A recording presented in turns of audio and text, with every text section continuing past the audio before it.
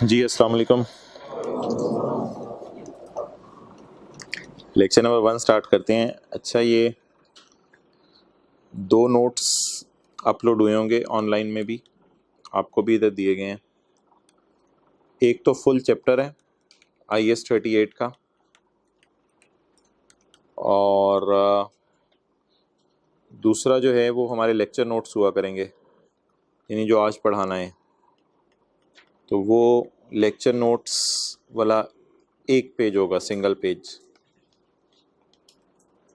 तो ये 2 अलग अलग चीज़ें अपलोड हुई हैं।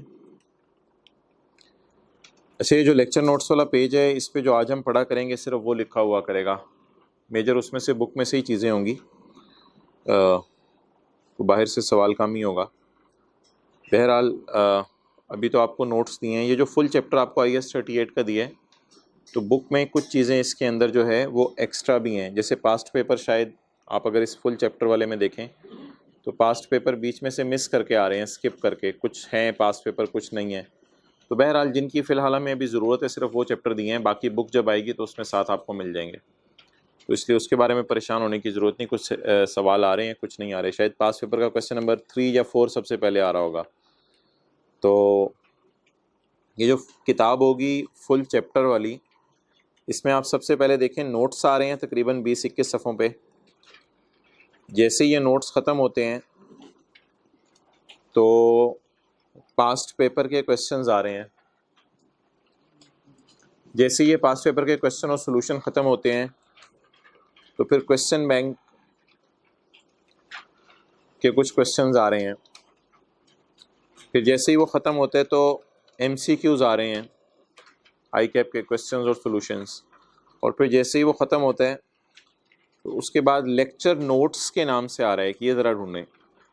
लेक्चर नोट्स के नाम से एंड पे एक फ़ाइल आ रही है। ये मैं यहाँ खोल के भी आपको दिखा देता हूँ।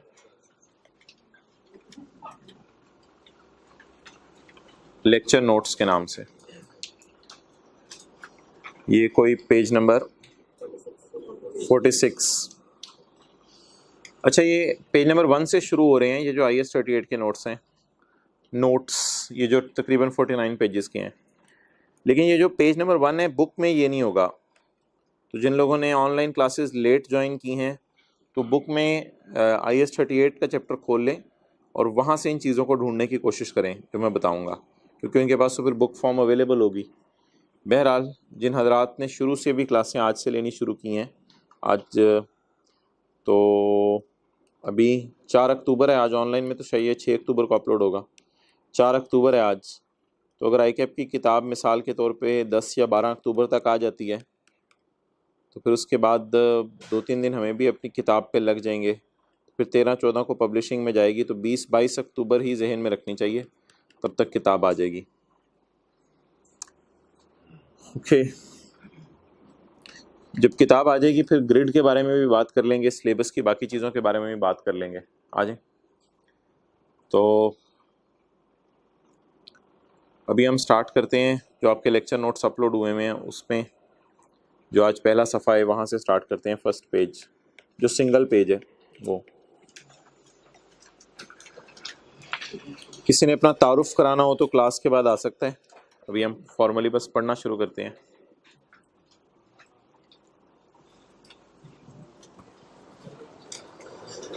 अच्छा जी, IS 38 को साइड पे रखते हैं। पहले ज़रा IS 16 रिवाइज कर लेते हैं। ये जब बुक आएगी, बुक का पेज नंबर 1 होगा। IS 16 हमारे सिलेबस में तो नहीं है, लेकिन IS 16 की कुछ चीज़ें ऐसी हैं जिनको रिवाइज कर लेते हैं, फिर आगे चलते हैं। तो IS 16 टेंजेबल्स को डील करता था। किसको डील करता था? टेंजेबल्स को, टेंजेबल आइटम्स को। Land, building, plant and machinery, computer. IS 16 इसे डील करता था। तो IS 16 में आपने ये मोटी मोटी चीज़ें पढ़ी थी, इसको रिवाइज करके फिर हम अपना एरियाज की तरफ मूव करते हैं। IS 16 में क्या पढ़ा था जी? Cost of an item of property plant equipment comprises its बोले परचेज प्राइस, जितने का आपने खरीदा, और इम्पोर्ट ड्यूटीज, जो खरीदते हुए आपने इम्पोर्ट के वक्त टैक्सेस पे किए, इसे कहते हैं import duties. And non refundable purchase taxes. तो टैक्सेस भाई 2 किस्म के होते हैं। या रिफंडेबल या नॉन रिफंडेबल। मार्कर भाई ब्लैक तरह ला दो, ये डस्टर की तरह। ये पिछली क्लास वाला लिखा हुआ है इसका। ओके, टैक्सेस दो किस्म के होते हैं, कौन कौन से?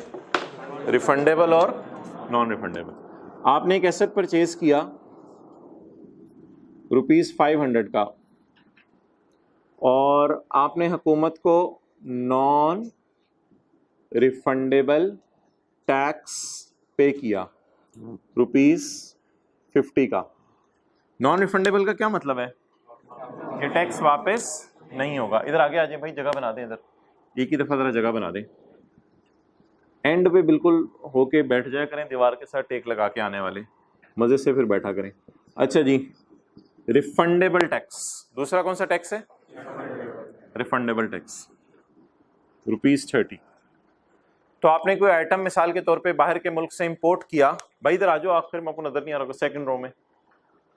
आपने कोई बाहर के मुल्क से आइटम इंपोर्ट किया, तो इंपोर्ट करने के ऊपर जो है वो मिसाल के तौर पे आपने हुकूमत को टैक्स दिया ₹50, ये हुकूमत ने कहा हम आपको वापस, और ₹30 आपने टैक्स दिया हुकूमत को, ये हुकूमत ने कहा हम आपको वापस कर देंगे। अब आप मुझे बता दें जर्नल एंट्रीज क्या होंगी, जो टैक्स हुकूमत वापस कर देगी और जो टैक्स हुकूमत वापस नहीं करेगी उसकी जर्नल एंट्रीज क्या होंगी? भाई डायरेक्ट हवा पड़ी है इसी की, थोड़ा ऊपर कर दो, वो बकर थोड़ा ऊपर कर दें उसको जी। एसेट डेबिट कैश क्रेडिट, ये ₹500 और ये ₹50, टोटल कितना हो गया? 500। जबरदस्त, आप तो लेटर के बगैर ही आज चल रहे हैं। एसेट डेबिट कैश क्रेडिट, जो टैक्स हुकूमत को आपने पे कर दिया और हुकूमत ने आपको वापस, तो उससे आप एसेट की कॉस्ट का पार्ट बना देंगे। ये रिफंडेबल है, ये हुकूमत से आपको कभी ना कभी जिंदगी में वापस मिल जाना है, तो इसको एसेट की कॉस्ट का पार्ट नहीं बनाएंगे, क्योंकि ये पैसा आपका डूबा नहीं, ये पैसा आपको वापस मिल जाना है। रिफंडेबल का मतलब ही ये टैक्स हुकूमत ने आपको क्या कर देना है? वापस कर देना है। रिसीवेबल डेबिट और कैश क्रेडिट। तो मुझे बताएं कौन से टैक्सेस एसेट की कॉस्ट का पार्ट बनते हैं और कौन से टैक्सेस फिक्स्ड एसेट की कॉस्ट का पार्ट नहीं बनते? Refundable taxes. नोट कर लें।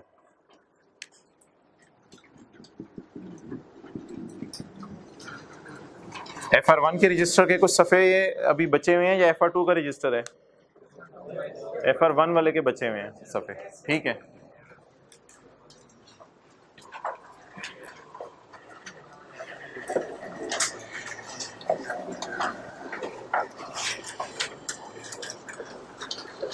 इंट्रो FR1 FR2 के लिए वैसे एक ही रजिस्टर होना चाहिए, मोटा सा 1000 सफ़ों का, ताकि CA फाइनल में भी काम आ जाए।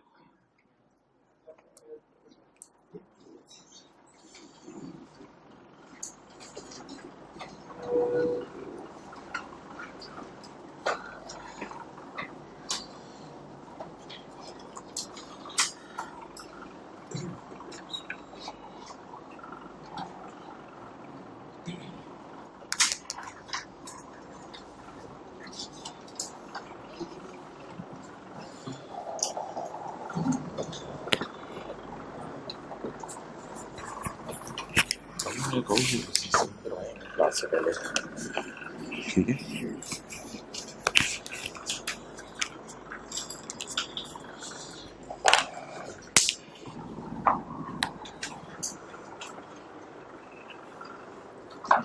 हाँ आ जाओ, आगे आ जाओ, आगे आ जाओ।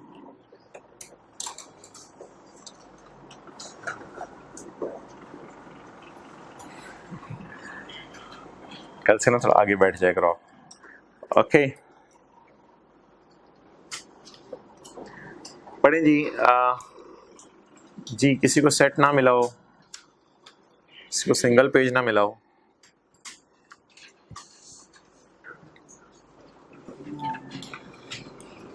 The cost of an item of property, plant, equipment comprises its purchase price, import duties and only non-refundable purchase taxes। सिर्फ कौन से? इधर रिफंडेबल का जिक्र नहीं है, क्योंकि उनकी एंट्री क्या होती है?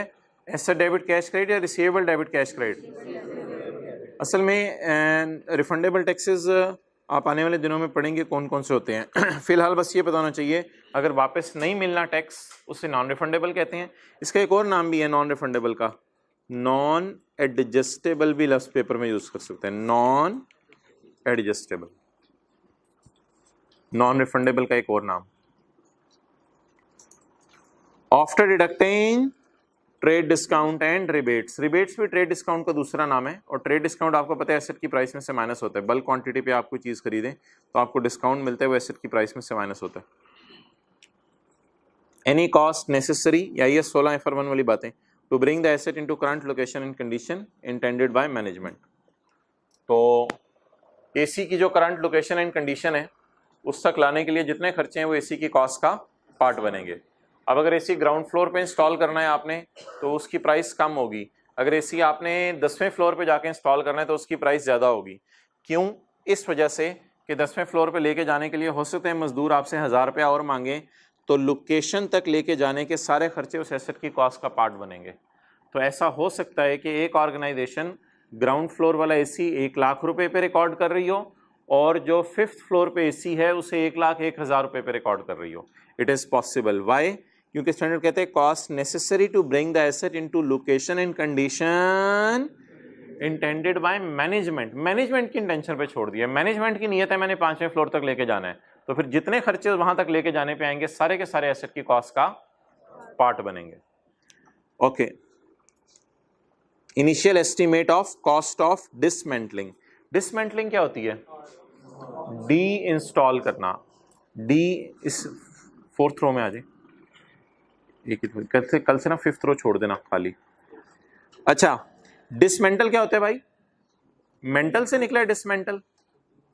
D install. अच्छा मुझे बताएं, डी इंस्टॉल चीज करने का क्या मतलब है? जिस वक्त चीज काम की ना रहे उसको उठा के फेंक दिया जाए या उठा के बेच दिया जाए। डी इंस्टॉल कब करना होता है? जिस वक्त इंस्टॉल करते हैं या लाइफ के एंड पे? तो डी इंस्टॉलेशन की कॉस्ट कंफर्म हमें पता होती है या अंदाजा होता है? अंदाजा होता है। इसलिए आने वाले दिनों में हम इसकी जनरल एंट्रीज बड़ी डिटेल से पढ़ेंगे कि डी इंस्टॉलेशन एसेट की कॉस्ट का पार्ट बनाई जाती है, लेकिन अमाउंट क्या होती है? एस्टीमेट। एस्टीमेट कब लगा लिया जाता है? इनिशियल, शुरू में ही एस्टीमेट लगा लिया जाता है। हमारे ख्याल से इसको डी इंस्टॉल करने में इतना खर्चा आएगा। And removing the item, obviously निकालना होगा अपनी जगह से। जैसे पुराने जमाने में विंडो एसी होते थे, वो दीवार के अंदर फिट होते थे, उनको निकालना पड़ता था। Removing the item and restoring the site, और साइट को रिस्टोर करना। क्या मतलब? मिसाल के तौर पे आपने कोई सी बेड है, उसके ऊपर कोई प्लांट इंस्टॉल किया हुआ है। अब वो प्लांट जब आपने निकाला वहां से तो रेत वगैरह आपको वहां भरनी पड़ी, तो या सड़क कोई पुरानी थी जो तामीर नहीं हुई भी थी, आपको वो तामीर करके देनी पड़ी। एंड रिस्टोरिंग द साइट, तो जहां कोई आपने चीज डी इंस्टॉल की है तो वहां पे उसकी रिस्टोरेशन भी एसेट की कॉस्ट का पार्ट बनेगी। बहरहाल इस सारे को छोड़ें, IS 37 एक स्टैंडर्ड है, उसमें हम ये 3 दिन में इसकी जनरल एंट्रीज पढ़ते हैं। सिर्फ 3 दिन इस पॉइंट की जनरल एंट्रीज पढ़ते हुए लग जाते हैं।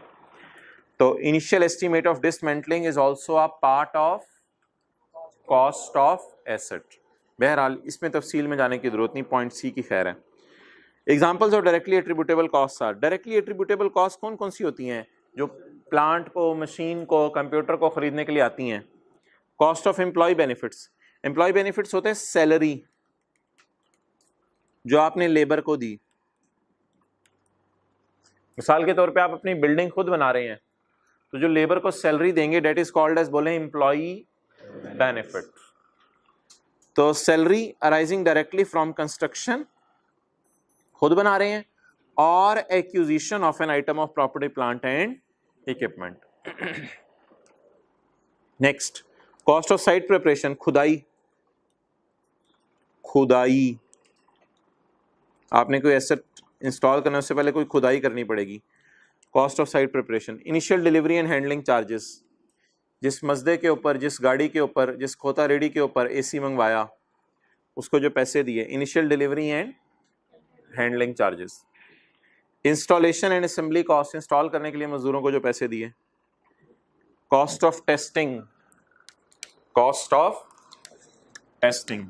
अच्छा जी भाई इधर आ जाना यार, क्या कर रहा है? एग्जाम्पल 2, एक प्लांट की कॉस्ट है आपकी 50,000, आपने उससे बनानी है दवाइयाँ, तो आपने सैंपल प्रोड्यूस किए, सैंपल प्रोड्यूस करने पे आपकी कॉस्ट आई 3,000। वो सैंपल आपने सेल किए, सोल्ड। आमतौर पे सैंपल मुफ्त बांटे जाते हैं, लेकिन कई दफ़ा सैंपल बेचे भी जाते हैं। आपने सैंपल बेचे, सैंपल बेच के पैसे आए 1200। अब आप मुझे बताएं ये मेरा क्या है, आउटफ्लो, पैसे गए। ये क्या है, पैसे गए। ये क्या है, इनफ्लो, पैसे आए। अब एसेट की कॉस्ट कैसे निकलेगी, एसेट की कॉस्ट कैसे निकलेगी बोलें, 50,000 और 3,000, 53,000 माइनस 1200। तो क्योंकि सैंपल बनाने के लिए, दवाइयाँ बनाने के लिए आपको ख़रीदनी पड़ी होंगी शीशियाँ, उनके ढक्कन, उनके गत्ते, और उसके अंदर जो दवाई का मटेरियल है ये 3,000 रुपये का आया होगा, और ये 3,000 रुपये का ख़रीद के आपने 1,200 रुपये की मार्केट प्राइस से काफ़ी कम पे चीज़ बेची होगी, ताकि पता चले हमारा सैंपल सही है या नहीं है। और 2-3 मरीज़ों पे तजर्बा करके देखा होगा कि रहते हैं या। अच्छा, 50,000 प्लस 3,000 माइनस 1,200, 51,800। कितने लोग ऐसे हैं जो कैलकुलेटर पे ये कैलकुलेट करने के चक्कर में थे और बातें नहीं सुन रहे थे और इंतज़ार कर रहे थे जैसे ही सर बोलें तो ये फिगर लिखवाएं? अच्छा, चलें नोट कर लो।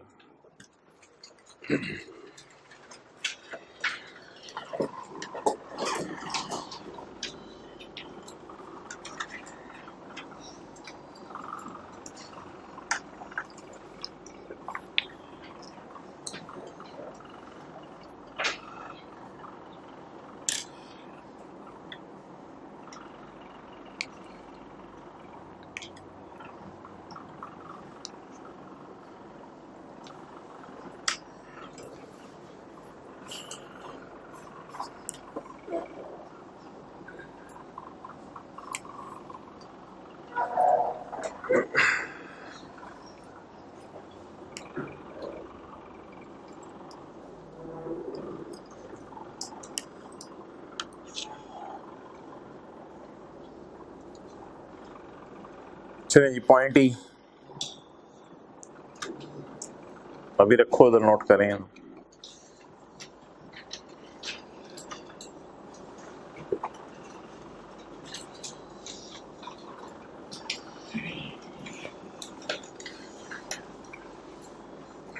पॉइंट ई आ जाओ।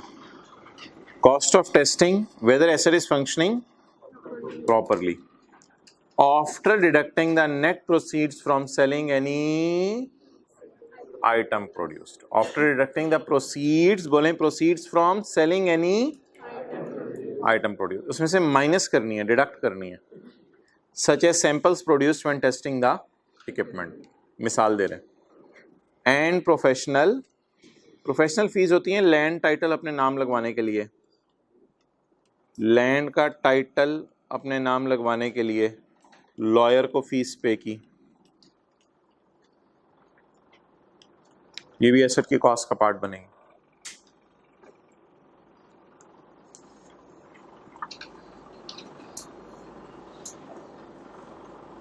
लैंड का टाइटल अपना नाम लगवाने के लिए लॉयर को फीस पे की। अच्छा जी, कुछ चीजें ऐसी हैं जो वाज़े तौर पे एसेट की कॉस्ट का पार्ट नहीं है, not a part of cost of asset. Examples of cost that are not a cost of an item of property plant equipment are cost of opening a new facility. तो इसके आगे लिख लें inauguration ceremony. तो inauguration ceremony के ऊपर जो expenses आए वो एसेट की कॉस्ट का पार्ट नहीं बनेंगे। इससे लोग ये समझते हैं शायद कोई बिल्डिंग खरीदी, नहीं नहीं नहीं नहीं, वो तो एसेट है। तो इनॉग्रेशन सेरेमनी के ऊपर पार्टी, दावत का लफ्ज़ लिखते हैं। इनॉग्रेशन सेरेमनी के ऊपर जो दावत की, उस पर जो लोगों को खाना खिलाया, फंक्शन किया, तो वो एसेट की कॉस्ट का पार्ट नहीं है। टेंट मंगवाए, कुर्सियाँ मंगवाई, खाने वाले मंगवाए। Okay, point B, cost of introducing new product और सर्विस। प्रोडक्ट इंट्रोड्यूस करने के लिए आपको पता है कॉस्ट आती है, उसे एडवर्टाइजमेंट कहते हैं। Cost of introducing new product market में लॉन्च करने के लिए कौन सी कॉस्ट आती है? एडवर्टाइजमेंट एक्सपेंसेस में जाती है या एसेट की कॉस्ट का पार्ट बनती है expenses, not a part of cost of asset. पता चले पूरी रात रोते रहे और बच्चे ये समझ रहे हैं इनको ऐड करना है एसेट की कॉस्ट में। ये जरा point C, cost of conducting business in new location और with a new class of customer.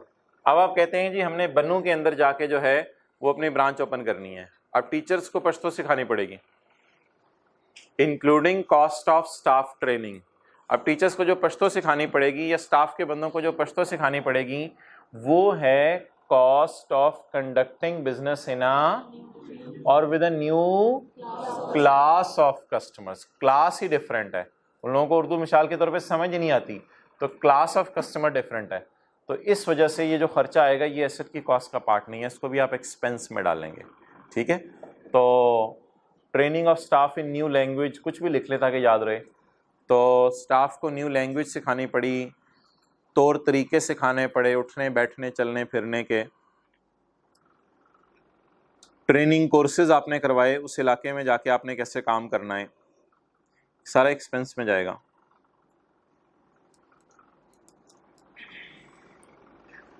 Admin general expenses ये तो आपको पता है एसेट के कॉस्ट का पार्ट नहीं बनते।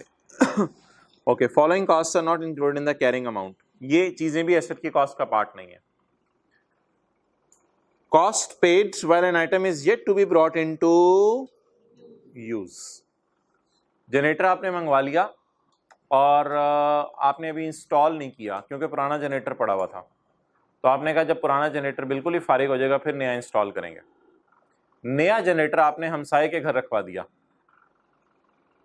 और हमसाये ने कहा भाई ऐसे तो नहीं, 5,000 रुपये महीने का किराया मैं लूंगा, आप जनरेटर अपना रख दें। तो कोई नहीं, ये कमरा हमारा फ्री है, आप रख दें। तो हमसायों को हम किराया दे रहे होंगे। Cost paid while an item is yet to be brought into use, तो इसकी आप मिसाल रेंट लिख सकते हैं। रेंट बिफोर इंस्टॉलेशन, आपने कहीं कोई चीज रखवा दी उसका रेंट पे कर रहे हैं बिफोर इंस्टॉलेशन, लेकिन ये लफ्ज़ इतना वाज़े नहीं है कि आपको कल याद आए। अगर आज ही घर जाके इस लफ्ज़ को पढ़ लेंगे और इसके बारे में कुछ उर्दू में लिख लेंगे तो आपको याद रहेगा, वरना रेंट बिफोर इंस्टॉलेशन को इतनी वाज़े इंग्लिश नहीं है जिससे आपको बात याद रहे। तो घर जाके इसको आज ही पढ़ लीजिएगा ताकि ये बात ज़हन में रह जाए। Cost paid while an item is yet to be brought into use, अभी यूज करना नहीं शुरू किया, किसी वजह से यूज डिले हो गया, तो कोई कॉस्ट अगर पड़ रही है आपको तो इनको एक्सपेंसेस में डालें। और it is operated at less than full capacity, ये बिल्कुल अलग बात है, इसको यहाँ और के साथ होना ही बिल्कुल सिनेरियो ही बिल्कुल अलग है। बहरहाल, और is operated at less than full capacity, कोई प्लांट है, अब आप अच्छा ये बिल्कुल उसी तरह की बात है, दुकानदार ना 50 रुपये वाली चीज़ बोतल 1.5 लीटर वाली मिसाल के तौर पे 90 रुपये में बेचता है। अब किसी वजह से दुकानदार को मजबूरन 85 रुपये में बेचनी पड़ी, तो दुकानदार पता है कहता है नुकसान हो गया है। आप रख के चपेट मारते हैं पर चाचा नुकसान नहीं हुआ तुझे फ़ायदा हुआ है, कहते हैं नहीं यार नुकसान हो गया है। दुकानदार इसको नुकसान कहता है लेकिन आप लोग इसको नुकसान नहीं मानते, क्यों? आप कहते हैं यार 50 की चीज़ तेरी 85 की बिक गई। नहीं जी मौलवी साहब आपको क्या पता, डूब गए हम तो, हमें तो बहुत नुकसान हो गया है, 5 रुपये का नुकसान हो गया हमें। तो हालांकि ये नुकसान नहीं होता। सिमिलरली एक प्लांट है, उससे 50 यूनिट आप बना सकते हैं, 50 यूनिट बना सकते हैं, लेकिन आपने 50 की बजाय उससे 40 यूनिट बनाए। अब बिजनेसमैन कहते हैं मुझे 10 यूनिट्स का क्या हो गया, और ये नुकसान जो 10 यूनिट्स बनाने का मुझे हुआ ये मैं एसेट की कॉस्ट में डालूंगा। और भाई आपका कसूर है इसमें, एसेट तो तैयार है 50 यूनिट बनाने के लिए, आपकी मैनेजमेंट का या आपके लेबर की इनएफिशिएंसी है या कोई वापडा की लाइट नहीं आ रही जिस वजह से आपकी सुस्ती हुई है, इसमें प्लांट का कोई कसूर नहीं है। तो प्लांट अगर कितने यूनिट बना सकता है 50, और बनाए कितने, तो लेस कितना ऑपरेट किया, वो जो 10 यूनिट्स ऑपरेट नहीं हुए, नहीं बने, नहीं प्रोड्यूस हो सके, उनकी कॉस्ट जितनी भी आनी थी उसे प्लीज इग्नोर करना है, वो किसी एसेट की कॉस्ट का पार्ट नहीं है, वो आपकी मैनेजमेंट की अपनी इनएफिशिएंसी है, इसका एसेट की कॉस्ट से कोई ताल्लुक। और is operated at less than full capacity, तो लिखें प्लांट ने कम यूनिट प्रोड्यूस किए तो जो नुकसान हुआ वो एसेट की कॉस्ट में ऐड नहीं होगा। प्लांट ने कम यूनिट प्रोड्यूस किए तो जो नुकसान हुआ वो एसेट की कॉस्ट में ऐड नहीं होगा।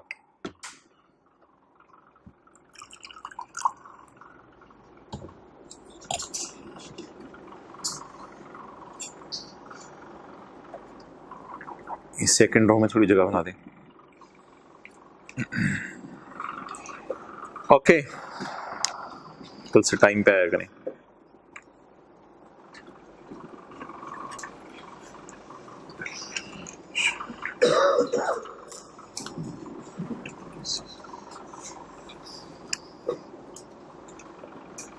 अच्छा जी, initial operating losses while demand for products output builds up.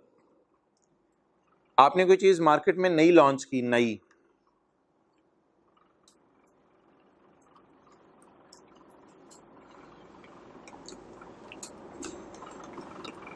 मिसाल के तौर पे आपने एक नया एयर कंडीशनर लॉन्च किया, नया एसी लॉन्च किया, वो एसी आपका बना 40,000 का, लेकिन लोगों ने इतना पसंद नहीं किया क्योंकि अभी नई नई चीज़ है, तो बमुश्किल आप वो एसी 35,000 का बेच सके, जिसको कहते हैं मसा मार के। हार्डली आपने बड़ी निगोशिएशन करके भी 35,000 का आपने वो एसी बेचा। ये वो नहीं है जो एसी बन नहीं सके, ये वो है जो एसी बन गए थे प्लांट से और आगे सस्ते बिके। अब आपको क्या आ गया जी? नुकसान आ गया। ये जो नुकसान आया है, क्या ये किसी एसेट की कॉस्ट का पार्ट बनेगा?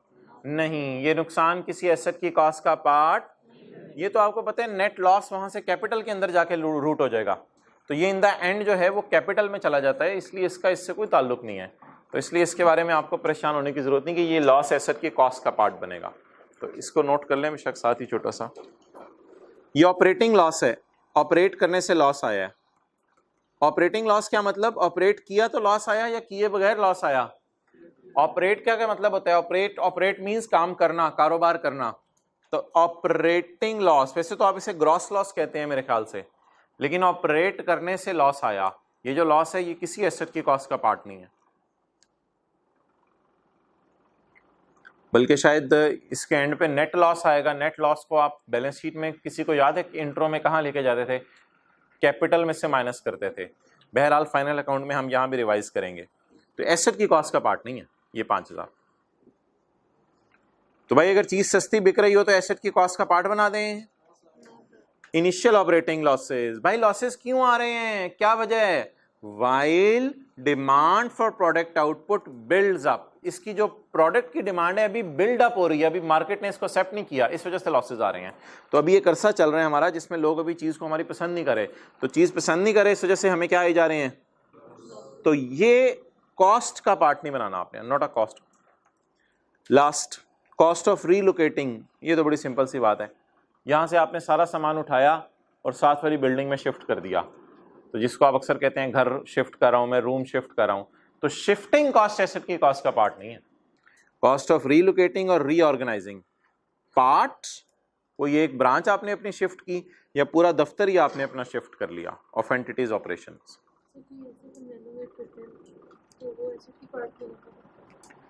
वो उस पर डिस्कशन होगी। लाहौर से उठा के कराची में शिफ्ट की तो उसकी डिसमेंटलिंग कॉस्ट जो सारा डिपार्ट बनेगा, ये भी डिसमेंटलिंग में डिस्कस हो जाएगा, ये हो जाएगा। ओके, तो ये मोटी मोटी 4-5 कॉस्ट थी, इनको याद रख लें। Cost of opening a new facility, advertisement cost, new class of customer से डील करने हमने, एडमिन कॉस्ट, और फुल कैपेसिटी से कम पे ऑपरेट कर रहे हैं या शुरू में लॉसेस आ रहे हैं, या शिफ्टिंग कॉस्ट, ये सारे एसेट की कॉस्ट का पार्ट नहीं बनेंगे। ओके, चलें जी ये सवाल करते हैं आज का। ये आपके जो लेक्चर नोट्स हैं उसमें भी अवेलेबल है। जिन लोगों ने लेट ऑनलाइन क्लासेस ज्वाइन किए हैं तो एंड पे किताब के लेक्चर नोट्स वाला एक चैप्टर आ रहा होगा किताब पे, तो उसमें भी क्वेश्चन 1 यही है। और आज जो मैंने नोट्स अपलोड किए हुए हैं उनमें पेज 46 बनता है ये, उस पर भी ये सवाल अवेलेबल है, और आज जो भी सिंगल पेज दिया है उस पर भी अवेलेबल है। बहरहाल IAS 36 की थोड़ी रिवीजन करते हैं। जो हजरात लेट हुए हैं, पिछली बातें अब हो गई, यहाँ से फ्रेश माइंड से बातें सुनना शुरू करें। इम्पेयरमेंट लॉस और डेप्रिसिएशन के अंदर आज हमने फ़र्क देखना है कि इम्पेयरमेंट लॉस को इम्पेयरमेंट लॉस क्यों कहते हैं और डेप्रिसिएशन को डेप्रिसिएशन क्यों कहते हैं। अ कंपनी परचेज अ बस कॉस्टिंग ₹500 ऑन यकम जनवरी 2013, it's useful life is 5 years, following further information is available.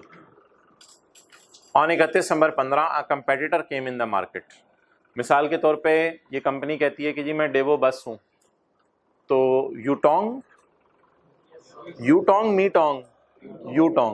Yutong के नाम से एक बस शायद आपने देखी हो।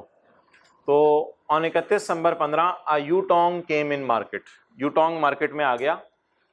सो we decided to check out our bus for impairment test. तो बस को हिला के चेक करेंगे इम्पेयर होगी है या नहीं। तो हमने डिसाइड किया कि अपनी बस को किससे गुजारें, इम्पेयरमेंट टेस्ट से गुजारें। ज़रा बता दें हमारी बस कितने साल उम्र है? 13, 14, 15, 16, 17। दो भाई ये ऊपर क्यों देख रहे हो? अ कंपनी परचेज अ बस कॉस्टिंग ₹500 ऑन यकम जनवरी 13। तो 2013, 14, 15, 16, 17 कितने साल बस हमारे साथ चलनी थी? 5। साया देख रहे हैं, हाथ देख रहे हैं? साया। अच्छा, तो कितने साल बस हमारे साथ चलनी थी? 5 साल। ऑन 31 दिसंबर 15 कितने साल बाद इसने चीख मारी? 2013, 14, 15। 15 के एंड पे बस ने क्या मारी? क्यों? यूटोंग को देख के हमारी बस ने चीख मारी। कैसे? पॉइंट 2 ऑन 31 दिसंबर 15 को खड़े होकर फिर हमने सोचा क्या करें, फ्यूचर कैश फ्लोज बस के देखें, फ्यूचर कैश फ्लोज। अब मुझे आप बता दें फ्यूचर कैश फ्लोज कंफर्म होते हैं या एस्टीमेट होता है? जरा बता दें कितने साल बकाया रह गए हमारी बस की उम्र? 2 साल। पूरा 13, पूरा 14, पूरा 15 तो यूज हो गई। अब कौन सा भाई इधर आगे आए इस रो में, ब्लैक कैप आप जगह बनवा दें इधर। जी मोहतरम, आपके लिए 13 में बस खरीदी, 5 साल चलनी है, 13, 14, 15, 16, 17। तो 31 दिसंबर 15 को कंपेटिटर आ गया मार्केट के अंदर। तो हमने ये सोचा कि अपनी बस को इम्पेयरमेंट टेस्ट से गुजारें। और 31 December 15 future cash flows are estimated as follows. Future cash flows में इनफ्लोज होंगे, आउटफ्लोज होंगे या दोनों होंगे? तो ये भी मैं कह सकता हूं 31 December 15 future net cash flows are estimated as follows. इसमें कुछ इनफ्लोज होंगे और कुछ इनफ्लोज किस मद में होंगे? सवारियों का किराया। उर्दू तर्जमा होता था ना बचपन में, देखो इसका उर्दू तर्जमा करें, सवारियों का किराया। किराए की सवारियां नहीं, सवारियों का किराया, उल्टा मतलब आप कराते थे, किराए की सवारी। एनुअल आउटफ्लोज, आउटफ्लोज कौन से होने हैं जी? पेट्रोल का खर्चा होगा और ड्राइवर की तनख्वाह, ठीक है, और रिपेयर होगी और रास्ते में कुछ टैक्सेस पे करने पड़ेंगे मोटरवे के। ये सारे के सारे बस चलाने के खर्चे हैं। जो कोई इधर ट्रांसपोर्टर बैठा हुआ है उसको पता है चीजें, हाथ खड़ा कर दे। ट्रांसपोर्टर बसें चलती हैं लाहौर से कराची, वैसे ही सीए कर रहा है जरा मजे के लिए, हाथ खड़ा कर दें। कोई नहीं ट्रांसपोर्टर बैठा हुआ। अच्छा, तो ये एनुअल आउटफ्लोज होंगे। तो 70 रुपए सवारियों से आएंगे और 15 रुपए आएंगे, लेकिन ये याद रखिएगा ये एनुअल हैं। एनुअल का क्या मतलब है? 2016 में भी ये आएंगे और 2017 में, लेकिन याद रखिएगा ये एस्टीमेट है, कंफर्म तो नहीं है ना। तो बस की कितनी उम्र रहेगी है बताएं? 2016 और 2017। अच्छा, at the end of life, जब लाइफ खत्म हो जाएगी 16 और 17 के एंड में, बस कैन बी सोल्ड एट ₹25 और cost to sell will be ₹2। इसका क्या मतलब है? Cost to sell will be ₹2। तो हो सकता है कि बस आपकी लाहौर में हो, कोई बंदा बताए भाई कसूर ले जाओ, अच्छी प्राइस लग जाएगी, 25 रुपए तक बिक जाएगी, तो कसूर लेके जाने का खर्चा कोई 2 रुपए आएगा। तो बस बेच के कितने आएंगे? ये इनफ्लो होगा आउटफ्लो होगा? हो गया है। कब होगा? 31/12/17 को, जब बस बेचेंगे या बेच दी है? जब बेचेंगे। ये कब इनफ्लो होगा? आउटफ्लो कब होगा? 2 साल बाद, जब बस बेचेंगे। ओके, एक ऑप्शन और भी तो है, इफ वी सेल बस टुडे, अगर आज बेच दें बस तो फिर कितने की बिकेगी, और बेचने का खर्चा, ये क्या है, 2 साल बाद बस बड़ी सस्ती बिक रही है 25 रुपए की, और आज अगर बेच दें तो बस बिक रही है 130 की, इसकी क्या वजह है? हाँ, ये तो अभी बेच रहे हैं ना, जल्दी चीज बेच दें तो महंगी बिक जाती है, लेकिन 2 साल बाद बेचें तो सस्ती बिक जाती है। अब हमारे पास कितनी ऑप्शंस हैं, जरा यहां तक पढ़ के बता दें कितनी ऑप्शंस हैं? 2। क्या ये जो पहली वाली ऑप्शन है इसमें मैं कौन कौन सा पॉइंट कवर करूं? 2 और अगर मैं रखूंगा तो मेरे पास ये ऑप्शन है, और अगर मैं बेचूंगा तो मेरे पास ये ऑप्शन। अगर मैं बस को पालना चाहता हूं तो मुझे चारा डालना पड़ेगा, फिर इससे मुझे दूध आएगा, इज इट सो? और अगर मैं बस को पालना नहीं चाहता तो मेरे पास दूसरी ऑप्शन क्या है, मैं इसे क्या करूं, बेच दूं।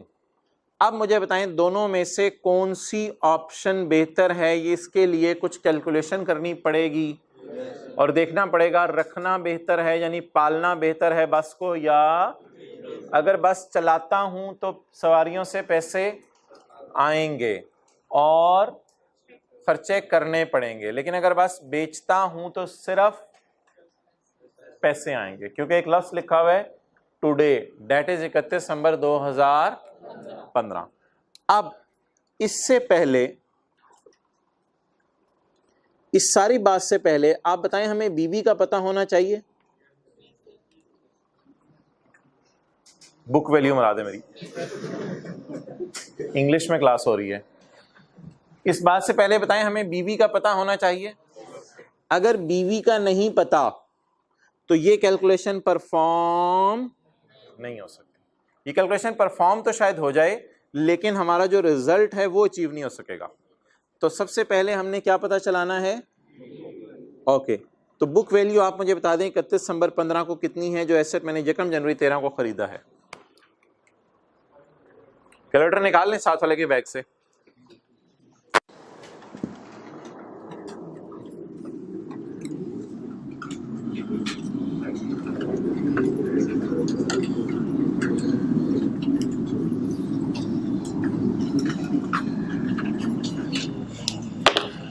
पता नहीं लोग मुस्कुराते क्यों हैं, लेकिन एक बात मोहतरम याद रखिएगा, जिंदगी में जब भी इंपेयरमेंट लॉस निकाला हो पहले आपको किसका पता होना चाहिए।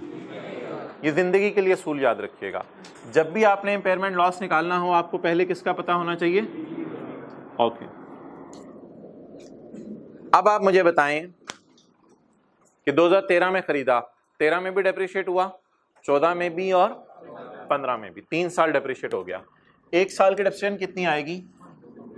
500 divided by is equal to 100। ये 1 साल की डेप्रिसिएशन आ गई। तो वर्किंग शुरू करते हैं। वर्किंग नंबर 1, पहले आप मुझे बताएं बुक वैल्यू किस दिन की जी? 31 दिसंबर 15 की, जिस दिन कंपेटिटर आया। कितने का खरीदा था? 500 का। 100 रुपया डेप्रिशिएट हुआ, 100 रुपया डेप्रिशिएट हुआ, 100 रुपया डेप्रिशिएट हुआ। बता दीजिए बुक वैल्यू क्या बन रही है? 200। नोट कर लें, फिर आगे इसको कंपैरिजन करते हैं।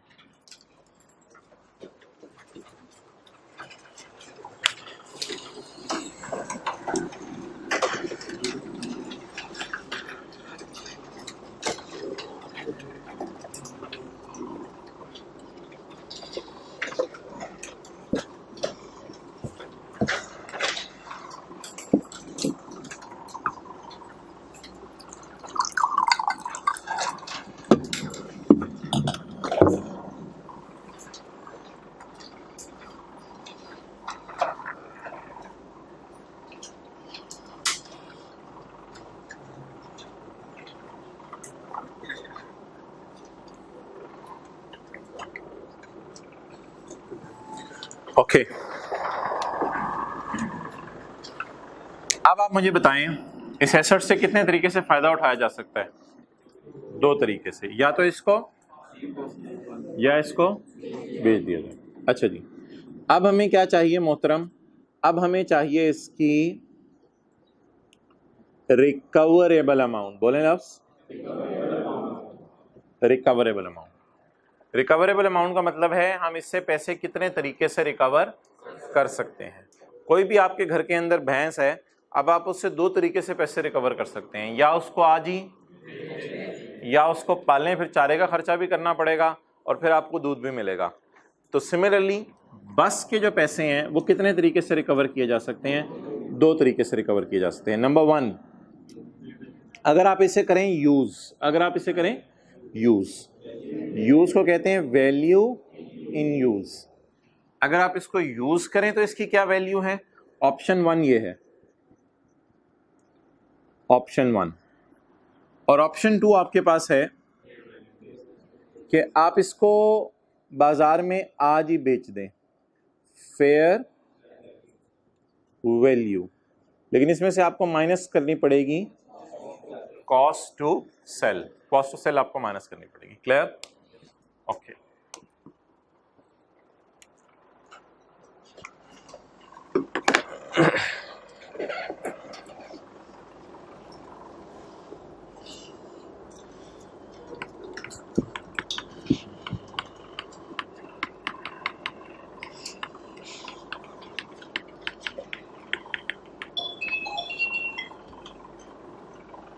मैं भी जनरल पे कर लूं। अच्छा भाई, डिस्काउंटिंग की थोड़ी रिवीजन कर लें। डिस्काउंटिंग,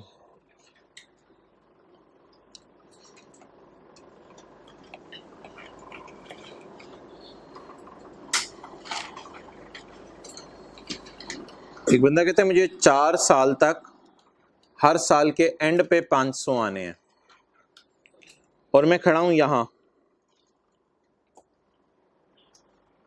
तो मुझे बता दें आज कितने आने हैं। क्या मैं कह सकता हूं 2000 इसको 4 सालों में आने हैं? बता दें, क्या मैं कह सकता हूं इसको 2000 4 सालों में आने हैं? लेकिन अगर मैं इनकी प्रेजेंट वैल्यू निकालना चाहूं, ईयर 1 2 3 4, ईयर 1 के एंड पे 500 आने हैं, 2 के एंड पे 500, 3 के एंड पे 500, 4 के एंड पे 500, और मैं डिस्काउंट रेट अगर लेता हूं मिसाल के तौर पे 12%, डिस्काउंट रेट लेता हूं 12%, तो मुझे बता दें आज इन 500 की वैल्यू क्या होगी, प्रेजेंट वैल्यू, जो मैं आपसे पूछना चाह रहा हूं। यकम जनवरी ईयर 1, यकम जनवरी ईयर 1 पे खड़े होके इन चारों की प्रेजेंट वैल्यू बता दें आप क्या होगी कंबाइंड। बताएं जी कैसे निकलेगी प्रेजेंट वैल्यू? क्या अमाउंट्स सेम हैं चारों? नंबर टू, इंटरवल सेम है, साल साल साल का गैप है। अब ये दो बातें जरा बोलें, अमाउंट्स, इंटरवल भी, क्या मतलब 500 500 500, अमाउंट सेम है, इंटरवल भी साल साल साल साल साल का। ऐसा तो नहीं कोई 6 महीने बाद आ रही है अमाउंट, कोई 8 महीने बाद आ रही है, तो अमाउंट्स भी क्या है और इंटरवल भी क्या है, सेम। बीच में कोई पेमेंट मिस तो नहीं हो रही दूसरे साल में या तीसरे साल में। इसका मतलब है कि हमारा एनओटी का फॉर्मूला लग सकता है। एनओटी का फॉर्मूला क्या कहता है, आप 500 लिखेंगे इधर, थोड़ा सा जहन में लाएं अगर आपको क्लास याद आ रही हो। अच्छा जी, अब जिस तरह मैं फॉर्मूला लिखूंगा बेहतर है आप उसी तरह लिख लीजिएगा। आपने अब आई डोंट नो किस तरह सीखा होगा, 1 minus 1 plus I raise to power minus n divided by i. Clear? समझ आ गई? अब आप मुझे बताएं what is i? 12%. How many number of 500s are there? How many number of n? How many number of 500s are there? 1 2 3 4. तो 1 minus 1.12 raised to power minus 4 times हमें क्या नजर आ रहा है 500 डिवाइडेड बाय 0.12। जी जवाब। ये 2000 से कम आना चाहिए, 2000 से ज्यादा नहीं आना चाहिए, क्योंकि मुझे 500 500 500 500 4 मुझे 2000 मिलने हैं टोटल 4 साल में। तो जब मैं इसको डिस्काउंट करूंगा तो 2000 से बढ़ना भी नहीं चाहिए और 2000 भी नहीं होना चाहिए, ये 2000 से कम आना चाहिए। कितना 151। तो अगर ये पैसे मुझे आज मिल जाएं तो फिर कितने मिलने चाहिए 1519। लेकिन अगर वेट करके मिले तो फिर 500 500 500 500 2000 मिलेंगे। लेकिन अगर आज मिले तो 151। जल्दी करें।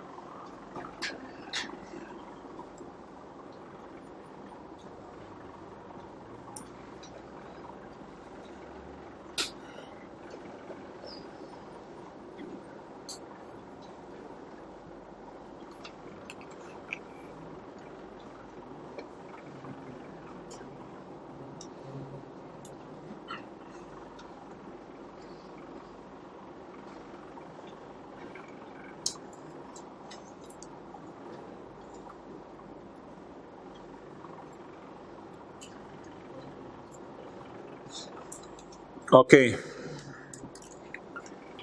इसका एक लेंथी तरीका भी है कैलकुलेशन का। ये तो जो तरीका मैंने आपको बताया ये तो है शॉर्टकट।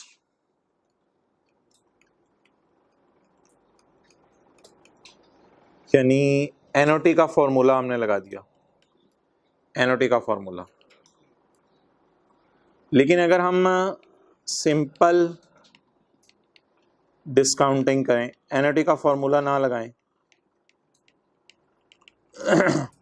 शॉर्टकट या डंकी वर्क,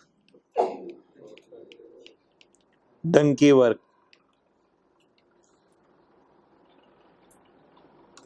डंकी वर्क क्या होगा कि आप हर फिगर को पकड़ पकड़ के अलग अलग डिस्काउंट करें। वो कैसे?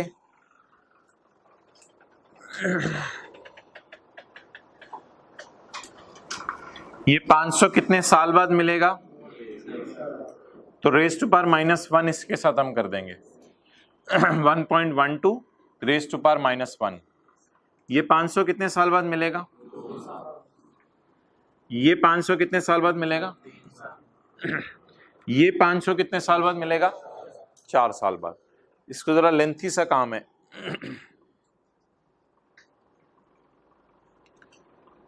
पहले वाला 500, पहले वाला 500, पहले वाले 500 को आप कहेंगे भाई इधर आओ, इसको पीछे बुलाएंगे वापस। तो 500 इंटू 1.12 रेज टू पावर -1। फिर जब आप इस 500 का आवाज मारेंगे फिर आप इसको कहेंगे 500, ये थोड़ा सा दूर है ना, 500 इधर आओ। फिर इस 500 को बुलाएंगे तो इधर क्या लिखेंगे? फिर बोलें बोलें बोलें बोलें, रेज टू पावर -2। फिर आप ये तीसरे वाले 500 को कहेंगे 500, फिर ये इधर आएगा। कितने साल का गैप हो गया? 3 साल का। 500 इंटू 1.12 रेज टू पावर -3। अब आखिरी आवाज हिम्मत करके मारेंगे हम 500। अब ये वाला इधर आ जाएगा। ये इसमें कितने साल का गैप है? 4 साल का।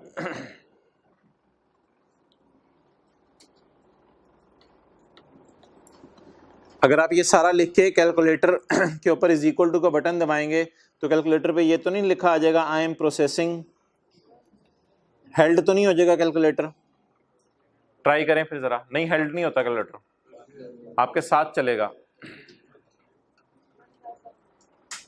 लोडिंग, लोडिंग आ रहा है लिखा हुआ। स्ट्रॉन्ग कैलकुलेटर्स हैं भाई के पास, है ही नहीं, तो टेंशन ही कोई नहीं, मैं भी कोई ना रिलैक्स बैठा जी। लकीली जवाब क्या आ गया? 1519। अब ये कुछ जादू है या हकीकत है? हकीकत है। तो 1519 जिस मर्जी तरीके से आप निकाल लें, दोनों तरीके एक्सेप्टेबल हैं, लेकिन कभी कभी दूसरा तरीका भी यूज करना पड़ सकता है हमें। मिसाल के तौर पे अगर ये जो 500 है ये 500 होता, ये 500 होता, ये 400 होता और ये 500 होता, तो फिर क्या करते? फिर ये वाला तरीका चलना था शॉर्टकट, फिर ये तरीका नहीं चलना था, फिर क्या करना था? फिर वो हम दूसरे वाला तरीका लगाते हैं, मैनुअल तरीका, डंकी वर्क, लंबा काम। फिर हम हर एक को इकट्ठे डिस्काउंट करते या अलग अलग डिस्काउंट करते? सेपरेट डिस्काउंट करते। क्लियर? जी बोलो। हाँ वो फिर वो इंशाल्लाह देखेंगे। लीज में इसकी काफी रिवीजन है, अभी तो थोड़ा सा अभी सिर्फ टच कराया ऊपर से। ओके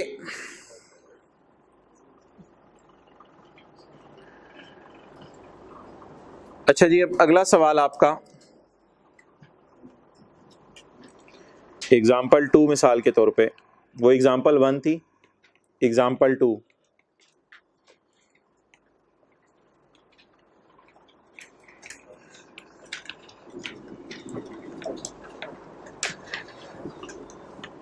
सीरीज ऑफ पेमेंट है या सिंगल पेमेंट है? सीरीज ऑफ पेमेंट है या सिंगल पेमेंट है? सिंगल पेमेंट है। एनओटी का फॉर्मूला जो पहले वाला करवाया आपको, जो शॉर्टकट है, वो तो किसी भी सूरत में यहां लगाना इलॉजिकल सी बात है, क्योंकि वो तो तब लगता है जब 600 600 और 600 हो, वो तो तब लगता है। इक्वल पेमेंट्स हैं ही नहीं, इधर 0 आ रहा है, इधर 0 आ रहा है, फिर 600 आ रहा है, वो तो कब लगना था? जब इक्वल पेमेंट्स होती। इधर तो यहां कुछ आ ही नहीं रहा हमें, तो एनओटी वाला फॉर्मूला क्यों नहीं लग सकता? क्योंकि पेमेंट्स इक्वल नहीं है। इंटरवल तो शायद इक्वल आपको नजर आ रहे हैं, साल साल का गैप, लेकिन पेमेंट्स इक्वल नहीं है। तो अब एनओटी का फॉर्मूला तो एनओटी का फॉर्मूला सिर्फ कब लग सकता है? जब पेमेंट्स भी इक्वल हों और इंटरवल्स भी इक्वल हों, साल का गैप है और 500 500 500 500 आ रहा है, तो एनओटी का फॉर्मूला लगेगा। अच्छा अब इधर बता दें, इधर दो फॉर्मूले लगा के दोनों तरीके से चेक करें, या पहले वाला शॉर्टकट लग ही नहीं सकता? लग ही नहीं सकता, तो फिर क्या करें? नॉर्मल सिंपल फॉर्मूला लगा दें। अब ये 600 आपको यहां से खड़े होके अगर आप देखें साथ वाले की आंख से, तो कितने अरसे बाद नजर आ रहे हैं? 3 साल बाद नजर आ रहा है। तो इसकी प्रेजेंट वैल्यू 1 जनवरी ईयर 1 पे, 1 जनवरी ईयर 1 समझ आ रहा है ना लफ्ज़? 1 जनवरी ईयर 1 यहां खड़े होकर, 31 दिसंबर ईयर 1 नहीं, 1 जनवरी ईयर 1। तो 1 जनवरी ईयर 1 पे इसकी प्रेजेंट वैल्यू 600 इंटू, अब मैं फॉर्मूला भी लिख रहा हूं जो डंकी वर्क वाला फॉर्मूला है, 1 + i रेज टू पावर, अब आप बड़े हो गए हैं, i क्या करें? 1 + i raise to power minus n, नहीं n जी। 600 ज़रबे डिस्काउंट रेट वही ले लेते हैं, डिस्काउंट रेट 12%,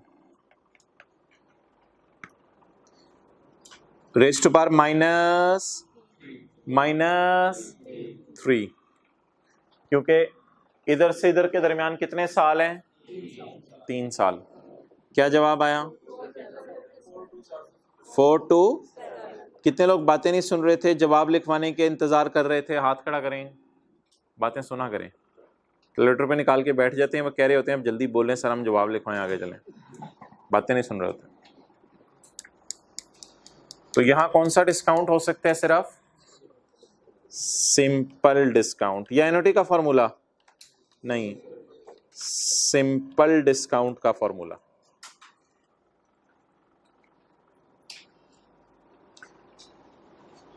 अब फॉर्मूला बता दें जी कौन कौन से हैं। एनओटी का फॉर्मूला क्या है? और सिंपल डिस्काउंट का फॉर्मूला क्या है? जो भी फिगर होगी उसको मल्टीप्लाई करेंगे, 1 minus 1 plus I divided by I, और जो भी फिगर होगी multiplied by 1 plus I raise to power minus गए माइनस एन। ये सिंपल का हो जाएगा। एनओटी सिर्फ कहाँ यूज कर सकते हैं? ये देखिएगा, ये जादू है या हकीकत है? ये हकीकत है। थोड़े अलग अलग हो गए दोनों। ये मल्टीप्लाई से इधर क्या होगी? फिगर होगी जिसको हमने क्या करना होगा? डिस्काउंट करना होगा। 600 रुपया हो, 500 रुपया हो, जो भी हो, फिगर होगी जिसे हमने डिस्काउंट करना होगा।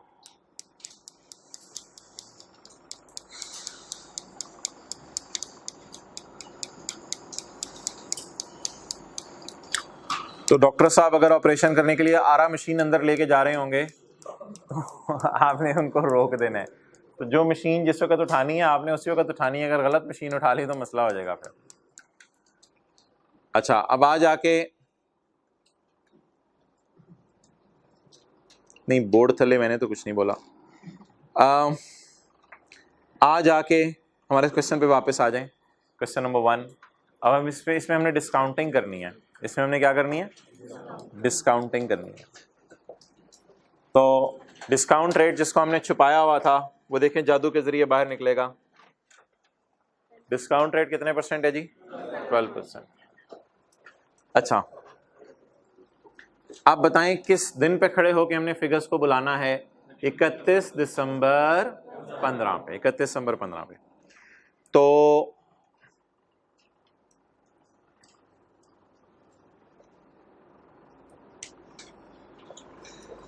सबसे पहले आपने मुझे ये बताना है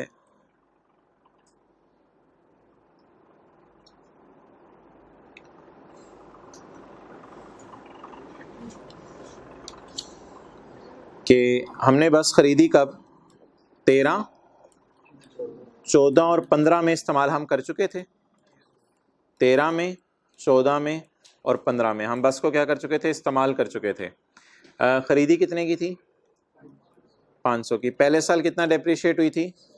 100। दूसरे साल, तीसरे साल 100। बीवी कितनी आ रही थी?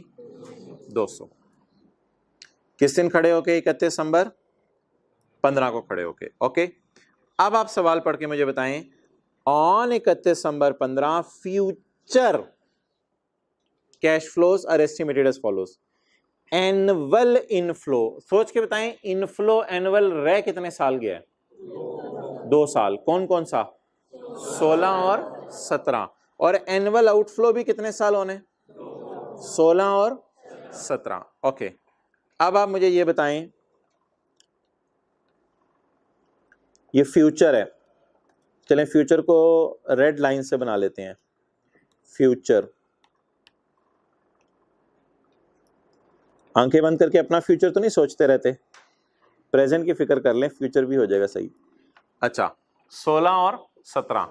अब आप मुझे बताएं 16 में सवारियों से कितना किराया आना है? 70। एनुअल इनफ्लो का क्या मतलब है? 17 में भी ये आना है। ओके, अब बता दें एनुअल इनफ्लो 70 रुपए आना है फ्यूचर में। एनुअल आउटफ्लो कितना है? 15। 15 में खड़े होके कंपेटिटर आया है। 15 में खड़े होके हम सोच रहे हैं कि हमारे साथ 16 में क्या होगा और हमारे साथ 17 में क्या होगा। मुझे बता दें इधर आउटफ्लो कितना है? 15। तो व्हाट इज ग्रॉस इनफ्लो? वो नेट है। कोई नहीं, नींद नहीं पूरी करके आए ये लोग। What is gross inflow? What is outflow? What is net inflow? Cut कटा के कितना बचेगा? ये कब मिलेगा? 31 दिसंबर 16 को। और ये कब मिलेगा? 31 दिसंबर 17 को। ठीक है, बात करते हुए आप ज़्यादा डीप डाउन ना चले जाया करें। कुछ बच्चे असल में कहते हैं सर सवारियों को कराया तो इस दिन भी आ रहा होगा, तो इस दिन भी आ रहा होगा सवारियों को, फिर पता नहीं कौन सी वाली डिस्काउंटिंग है, तो पागल हो जाएंगे आप, पागल खाना भी कहीं करीब। तो अब बता दें 55 और 55 कब कब आना है? 31 दिसंबर 16 को और 31 दिसंबर 17 को। इनको कहाँ बुलाना है हमने? बोले बोले बोले 31 दिसंबर 15 को। क्या 55 सेम है? और क्या ये इंटरवल भी सेम है? क्या डिस्काउंटिंग करें तो हमारा एनओटी का फॉर्मूला यहाँ चल सकता है? अच्छा, मैनुअल वाला भी चल सकता है, लेकिन एनओटी वाला फॉर्मूला हम चला देंगे 55 के साथ। इसके अलावा मुझे कुछ बताएं कि अगर मैं बस को पालना चाहता हूं तो क्या मेरे पास ऑप्शन ये भी होगी कि 5वें साल के एंड पे इसको बाजार में बेच दूं? वो अगर मैं बेचूं तो वो बेचने की सूरत में मुझे बताएं क्या हालात बन रहे हैं। बेचने की सूरत में at the end of life लिख लें 31 दिसंबर 17। एंड ऑफ लाइफ किस दिन होने? 31 दिसंबर 17। एंड ऑफ लाइफ किस दिन होने? बोले 31 दिसंबर 17। हमारा नहीं, बस का गुजर चुके वो। एट एंड ऑफ लाइफ 31 दिसंबर 17 को बस कैन बी सोल्ड फॉर, और कितने के खर्चा आएगा? 2 बोला करें, बड़े हो गए हैं, वापस आ जाएं। इनफ्लो बोलें पंजी, आउटफ्लो 2, और इधर 23 रुपए आ जाएगा। What is this? नेट, बोले बोले बोले नेट इनफ्लो। अब बता दें डिस्काउंटिंग अगर मैं करना चाहता हूं और वैल्यू इन यूज निकालना चाहता हूं तो 55 को कैसे डिस्काउंट करूं और 23 को कैसे डिस्काउंट करूं? 55 को एनओटी का फॉर्मूला लगा के इधर बुला सकते हैं। क्यों? अमाउंट्स भी सेम है, इंटरवल भी। ये 23 के बिल मुकाबिल इधर तो कुछ नहीं है, क्योंकि बस एक ही दफा बिकनी है। किराया तो हर साल आना है, लेकिन बिकनी सिर्फ। अब इसको कौन से टूल यूज करके इधर लाऊं और इसको कौन सा टूल यूज करके इधर लाऊं? Simple discounting. तो वैल्यू इन यूज निकाल लेते हैं using discount rate. Discount rate कितने परसेंट है? 12%। वैल्यू इन यूज बताएं जी। 55 के साथ कौन सा वाला टूल यूज करना है? Multiplied by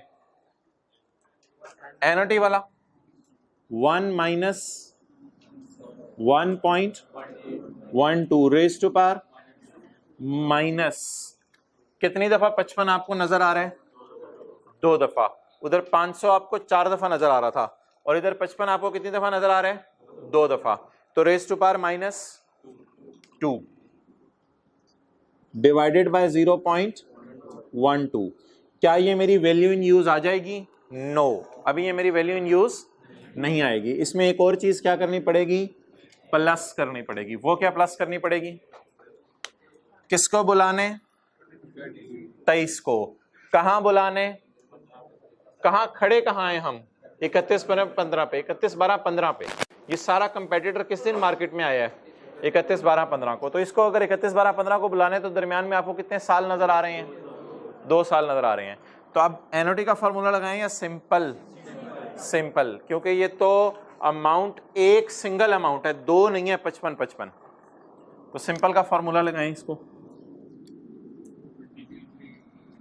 23 into 1 minus 1 plus, बोले बोले हाँ 1.12 लिख दूं फिर डायरेक्ट। अगर फॉर्मूला लिखना है तो फॉर्मूला देख लें। फॉर्मूला क्या था? 1 + i raise to power -n, ये फॉर्मूला है। लेकिन अगर डायरेक्ट आपने लिखना है 1.12 रेज टू पावर। अच्छा, अब ये बता दें ये 2 नंबर ऑफ 23 है या ये 2 दरमियान में ईयर्स हैं? ये ईयर्स हैं, ये ईयर्स। तो इंटरवल्स बीच में 2 आ रहे हैं। Raise to power -2। Grand total बता दें 1, लेकिन इस 111 को आपने आउटर कॉलम में लेके नहीं जाना, क्योंकि अभी हमने डिसाइड करना है कि इसको पालना बेहतर है या बेचना बेहतर है। इसलिए 111 को आपने आउटर कॉलम में नहीं लेके जाना, 111 को थोड़ा सा इनर कॉलम में लिखना है, नोट कर लें आप।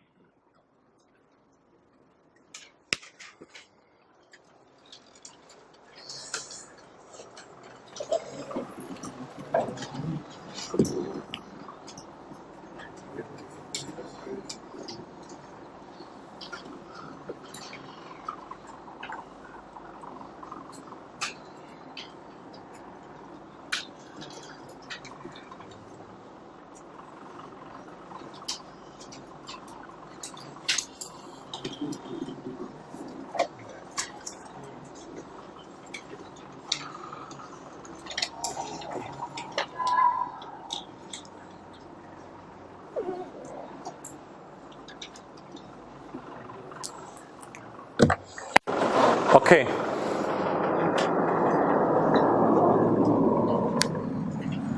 दूसरी ऑप्शन क्या है?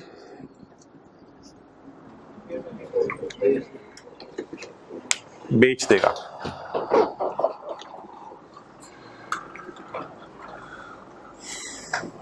If we sell bus today, today का क्या मतलब है? जिस दिन मेरा कंपेटिटर आया 31/12/15 को, अगर हम आज बेचते हैं तो कितने की बिक जाएगी? इनफ्लो कितना होगा? 130 और आउटफ्लो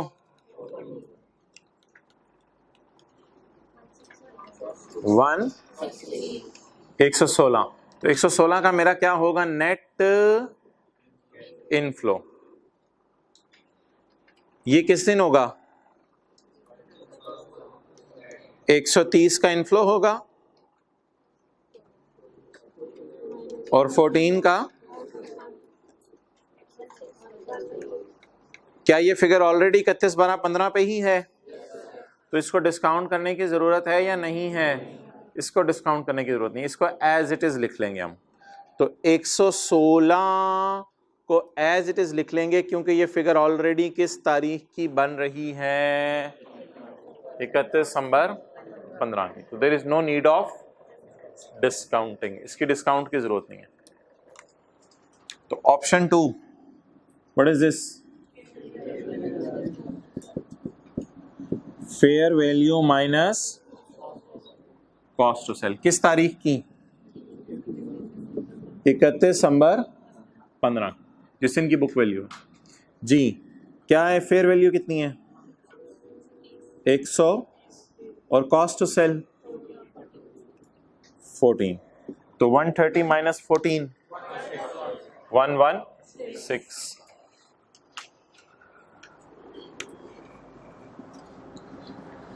जी बता दें अब क्या बेहतर है? रखना बेहतर है या बेचना बेहतर है? बेचना बेहतर। बेच देंगे या बेचना बेहतर है?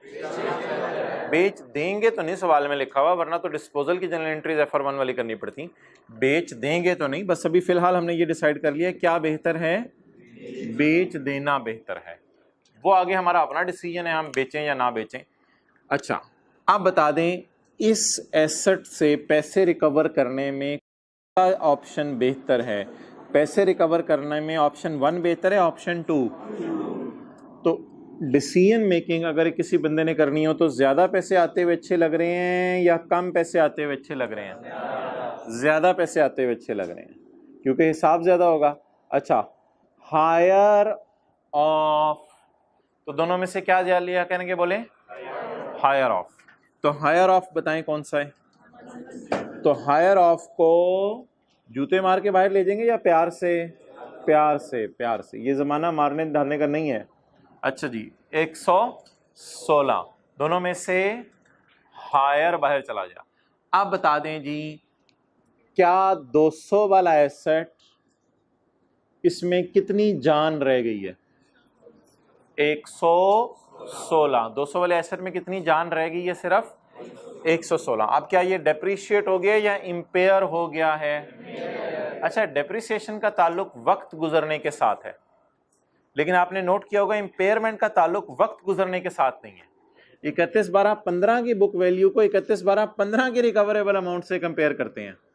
तो पता चल जाता है हमारा एसेट इंपेयर हुआ है या नहीं। और डेप्रिसिएशन किससे साथ ताल्लुक था, 500 की खरीदी थी, एक साल गुजरा 100 रुपया कम कर दी, फिर एक साल गुजरा 100 रुपया कम कर दी, फिर एक साल गुजरा 100 रुपया कम कर दी, तो डेप्रिसिएशन का ताल्लुक वक्त गुजरने, इंपेयरमेंट लॉस का ताल्लुक वक्त गुजरने के साथ नहीं है। किसी एक खास लम्हे पे खड़े होकर हमने चेक कर लिया हमारे एसेट की वर्थ क्या है, तो हमारा एसेट मैक्सिमम हमें क्या देके जा सकता है, ज्यादा से ज्यादा 116 देके जा सकता है। तो जो चीज 116 देके जा सकती है उसको 200 पे रखना मुनासिब नहीं है।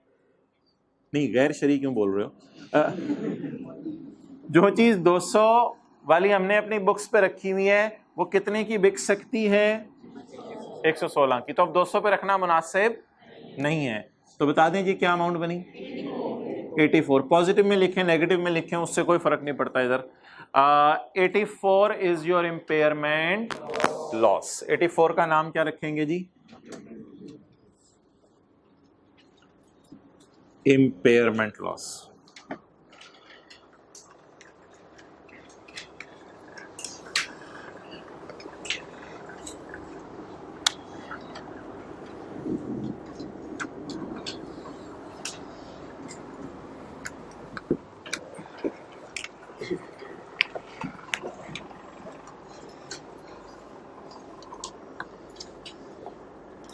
इस रूल को यहां लिख लेते हैं ताकि कभी जिंदगी के किसी मोड़ के ऊपर ये रूल आपको रिवाइज कराना पड़ा तो फिर यहीं लिखा रहे ये रूल।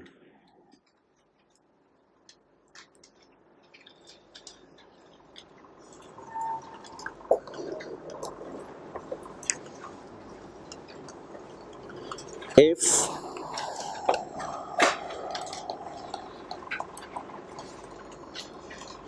बुक वैल्यू इज, बोलें क्या, greater than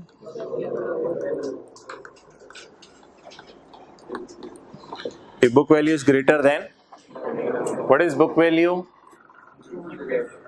what is a recoverable amount। तो अगर बुक वैल्यू बहुत ज्यादा है और रिकवर इतना हो नहीं सकता तो फिर हमारा एसेट क्या हो गया है, इंपेयर हो गया। तो क्या रिकॉर्ड करेंगे, बोलें, रिकॉर्ड इंपेयरमेंट लॉस। जी जनरल एंट्री बोल दें,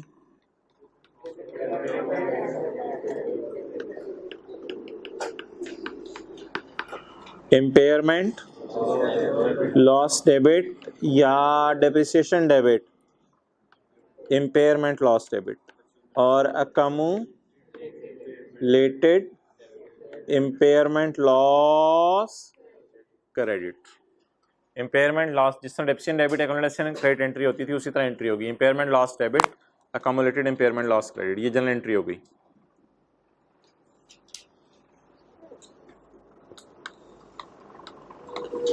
अच्छा, इफ बीवी इज, बोलें, लेस देन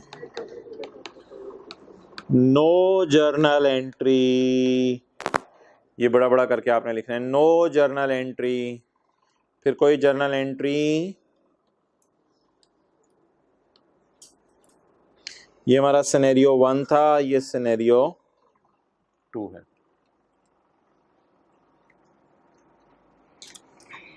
कोई इंपेयरमेंट लॉस कोई चीज नहीं है, लॉस कौन सा है, सिर्फ एक ही, क्या, इंपेयरमेंट लॉस। कोई अपनी तरफ से लॉस नहीं निकाल लेना।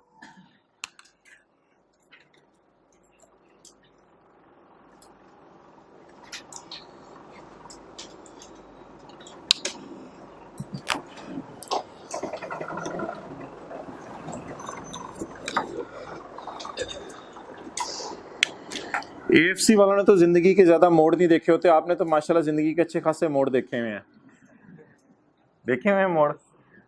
अच्छा, तो ऐसे बड़े मजे में बच्चे चल रहे होते हैं, मैट्रिक तक फर्स्ट पोजीशन, सेकंड, एफएससी तक, सर कभी फेल नहीं हुए तो हमेशा पास होते हैं माशाल्लाह। सीए में भी इसी तरह होता है, पास हो सकते हैं, आपके दायमे वाले ही पास हो जाते हैं, पता भी नहीं होता, आप कहते हैं वही ये। अच्छा, तो अगर कभी जिंदगी के किसी मोड़ पर इधर 216 आ जाए तो इधर क्या लिखेंगे?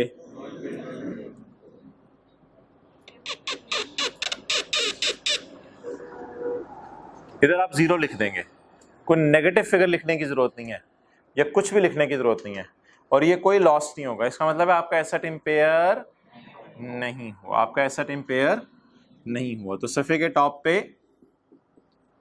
लिखें यहां स्टार डाल के, अगर इधर 216 आ जाता तो फिर फाइनल फिगर 0 लिखते। 116 पे स्टार डालें, अपने आप को सितारा दें, ब्लैक स्टार 116 पे, और लिखें अगर इधर 216 आ जाता, एग्जाम्पल अगर इधर 216 आ जाता तो फिर जवाब में कुछ भी ना लिखते। इसको कहते हैं जवाब ही दे आना।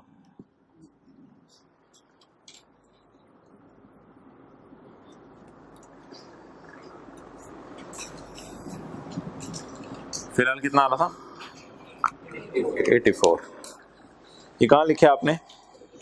पता है मुझे इम्पेयरमेंट गेन तो होता नहीं है। वेल यार, थोड़ा लिख लिया करो मेरे कहने में यार, ठीक है, कभी कभी। ओके,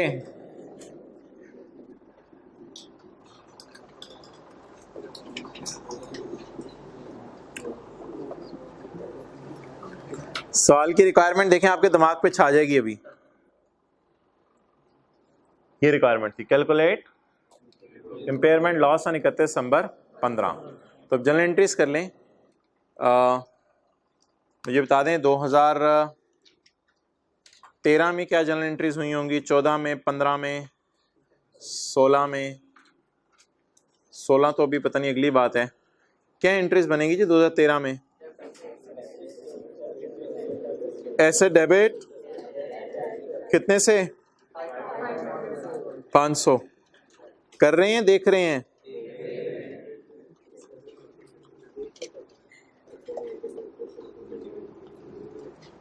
अबू पूछते हैं बेटा जूता किधर है? अबू वो उस कमरे में पड़ा था। कुछ बच्चे उठते हैं अबू ये लें, डिफरेंट किस्म के बच्चे हैं ना। आप किस किस्म के हैं? दूसरे वाले, माशाल्लाह। बेटा ऐनक नहीं मिली जी अबू, मैंने कल देखी थी वैसे।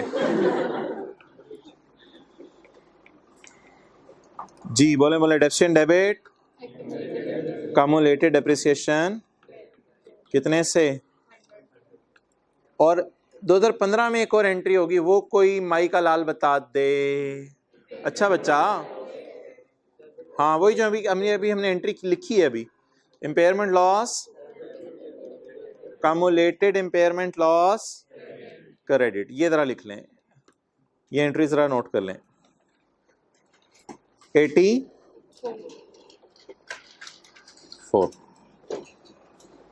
अलग से कहीं सफे पे नोट कर लें ये एंट्रीज। 16 में कोई एंट्री नहीं की हमने क्योंकि 16 फ्यूचर है, सिर्फ 13 में, 14 में, और इम्पेयरमेंट लॉस की एंट्री सिर्फ किस साल की है? 15 में। प्लीज 16 में कोई एंट्री नहीं हुई हुई, ये मैंने वैसे ही कोई कैलकुलेशन शो की थी।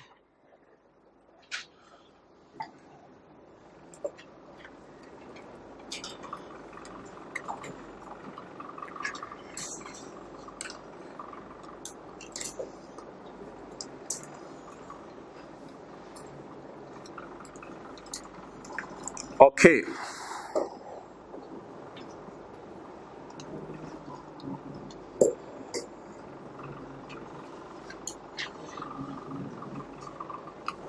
इसके ऊपर क्या तारीख डाली है आपने? यकम जनवरी 13, इस पे 31/12, 31/12, 14, 15, इस पे डेट डालें 31/12/15, 31/12।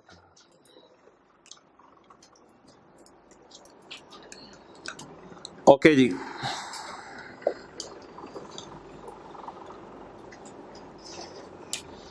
अच्छा भैया अब हर गाय इधर आए, जीजू आए, इंग्लिश बोली जाती है क्लास में। P&L 13, 14, 15।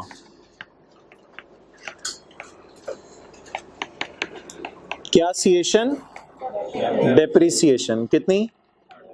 100 उठ नहीं, इधर भी 100 और इधर बोले इंपॉर्टेंट लॉस लिखाते हैं बच्चे पेपर में।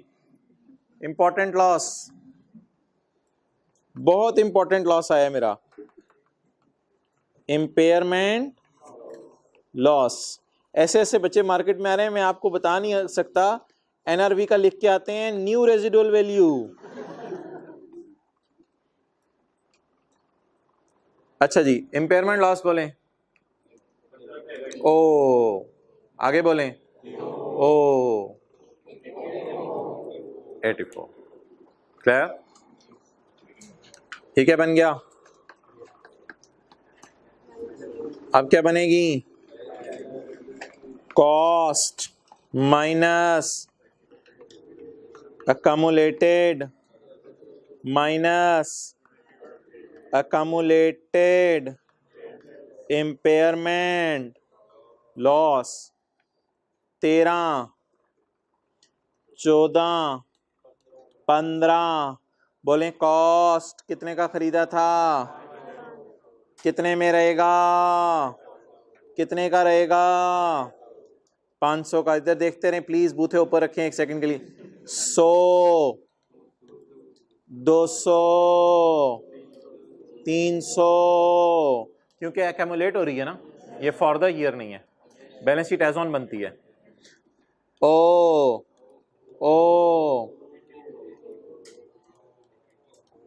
84। बीवी साथ साथ कैलकुलेट करनी है आपने जी। 400, 300 आफ्टर इम्पेयरमेंट बीवी बतानी है। 116 बनाएं जी। P&L balance sheet.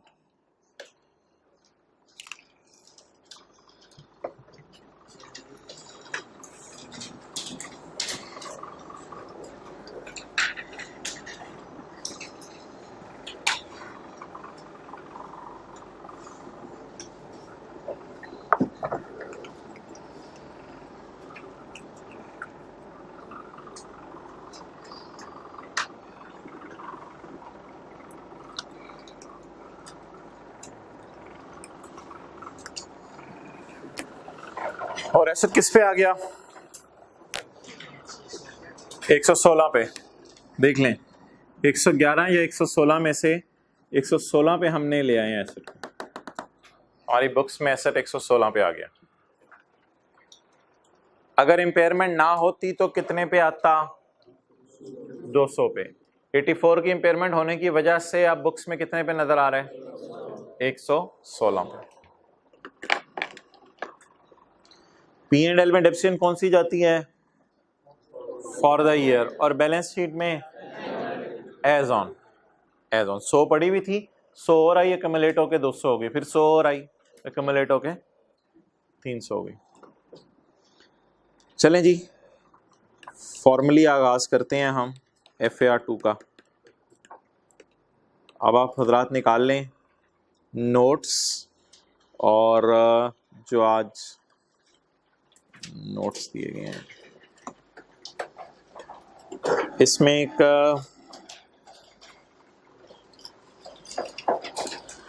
समरी आ रही है आज के नोट्स में, पेज नंबर 20। जो ऑनलाइन वाले लेट ज्वाइन किया है उनके पास बुक आ चुकी है, तो इंटेंजिबल्स के चैप्टर में ये ढूंढने समरी, चैप्टर के एंड पे कहीं होगी।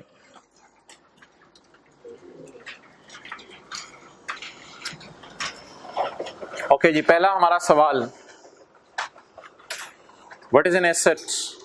चाहे लैंड है, बिल्डिंग है, प्लांट है, मशीनरी है, कंप्यूटर है, what is an asset? It is controlled as a result of past event. ठीक है जी, कैलकुलेटर आपके पास है, ये आपका एसेट है। अब साथ वाला कहेगा भाई ये मुझे दो, आप क्या कहेंगे? मैंने खरीदा था, मैंने खुद खरीदा था। What is the past event? Purchase. What is the past event? Purchase. तो एसेट की पहली खासियत बताएं। कंट्रोल, अपने बैग में डाला होता है, साथ वाले के बैग में कब्जे में रखते हैं आप। Controlled as a result of past event, क्या बाजार में जाके आपने खरीदा था। Controlled as a result of, और आप और किसी को यूज नहीं करने देते, फिर आप कहते हैं इसमें मेरी एक्सेस है। Next, future economic benefits AC से क्या आने हैं राइज को। फ्यूचर इकोनॉमिक बेनिफिट्स, आप जाते जाते फोटोकॉपी वाला सफ़ा तो डाल सकते हैं जेब में, जाते जाते एसी जेब में नहीं डाल सकते, क्योंकि राइज कहेंगे मेरे पास क्या है, कंट्रोल किया हुआ है as a result of past event. Future economic benefits are expected to flow. Future benefits क्या आने हैं, या तो सेल बढ़ेगी या कॉस्ट रिड्यूस होगी। जब बच्चों को बताया जाएगा कि एसी वाली क्लास है तो बच्चे भागम भाग आएंगे, अच्छा चलो यार इस क्लास में बैठते हैं। अच्छा, सेल बढ़ेगी और कॉस्ट क्या होगी, कॉस्ट रिड्यूस होने की कई मिसालें हो सकती हैं। मिसाल के तौर पे पहले आपने सिक्योरिटी गार्ड्स रखे हुए थे, चारों कोनों पे खड़े किए हुए थे घर के, फिर आपने जो है वो चारों कोनों पे सिक्योरिटी कैमरास लगा दिए। तो वो जो सिक्योरिटी कैमरास लगा दिए उससे कॉस्ट क्या हो गई, पहले जो एम्प्लॉयज़ एंटर होते थे तो एम्प्लॉयज़ अपना जो है वो थंब नहीं लगाते थे, सिग्नेचर करते थे और एक बंदा कॉपी पकड़ के बैठा होता था, एम्प्लॉयज़ की एंट्रेंस और एग्जिट नोट करता था। प्रिंसिपल साहब को बताता था फलां टीचर लेट आए, फलां एडमिन का बंदा लेट आया। लेकिन उस बंदे को आपने नौकरी से निकाल दिया और अब वो थंब इम्प्रेशन अपना लगा देता है मशीन के ज़रिए, तो वो मशीन आपकी एसेट है और उससे आपकी वो जो बंदे को नौकरी से निकाल दिया आपने, आपकी कॉस्ट क्या हो गई, रिड्यूस हो गई। तो याद रखिएगा एसेट कितने किस्म के फ़ायदे देते हैं, या तो सेल बढ़ाते हैं या कॉस्ट रिड्यूस करते हैं। ज़रूरी नहीं एसेट सेल ही बढ़ाएं, कभी कभी एसेट कॉस्ट भी। छोटा सा लिख लें, सिक्योरिटी कैमरास लगाने से सिक्योरिटी गार्ड को नौकरी से निकाल दिया तो ये कॉस्ट रिड्यूस हो गई आपकी।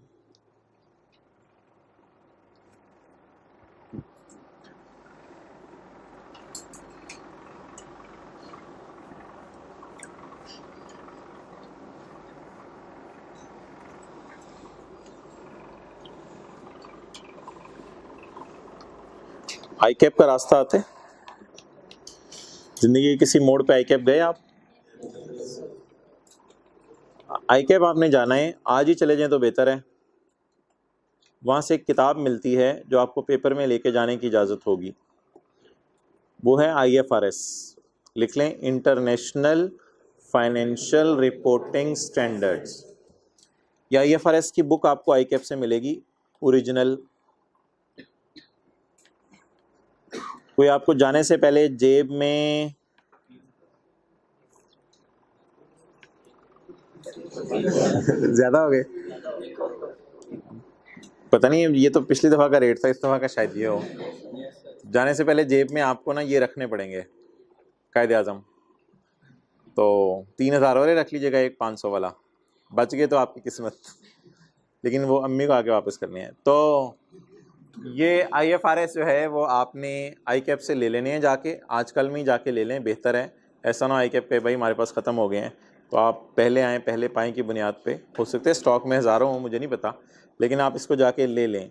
फिर मैं आपको इंशाल्लाह कल परसों में पैराज टिक करवाऊँगा, तो वो पैराज आप स्टैंडर्ड खोल के घर में देख सकेंगे, यहाँ ला के भी आपको स्टैंडर्ड्स की ज़ियारत करा दूँगा। तो ये आप बाय कर लें, फिर ये चीज़ें आपको याद यूद नहीं करनी पड़ेंगी, ये जितनी हम पढ़ रहे हैं स्टैंडर्ड में लिखी होंगी आपको, उनके पैराज ये मैंने लिखे हुए हैं यहाँ पे, लेकिन जब आप ख़रीद लेंगे तो आपको बता दिया जाएगा उसको ओपन कैसे करना है और उसका पैरा कैसे ढूंढना है। अच्छा जी, तो अगली चीज़ है जी व्हाट इज़, बोले, ये अब हमारी पहली चीज़ है आज की, व्हाट इज़ इंटेंजिबल। तो इंटेंजिबल्स की क्या मिसालें हैं, आपको दें रहा,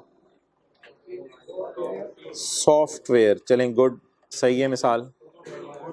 हार्डवेयर को, सॉफ्टवेयर को आप टच नहीं कर सकते, हार्डवेयर को टच कर सकते हैं आप, कंप्यूटर को टच कर सकते हैं, मॉनिटर को टच कर सकते हैं, चूहे यानी माउस को टच कर सकते हैं, प्रिंटर को टच कर सकते हैं, लेकिन विंडोज़ को टच नहीं कर सकते। इस तरह आप मोबाइल को टच कर सकते हैं। आप कई दफ़ा कहते हैं मोबाइल का सॉफ्टवेयर उड़ गया, हालांकि अम्मी की देखती हैं बेटा मोबाइल तो तेरे हाथ में है, नहीं अम्मी इसका सॉफ्टवेयर उड़ गया है, बेटा अम्मी नहीं इसका सॉफ्टवेयर उड़ गया है।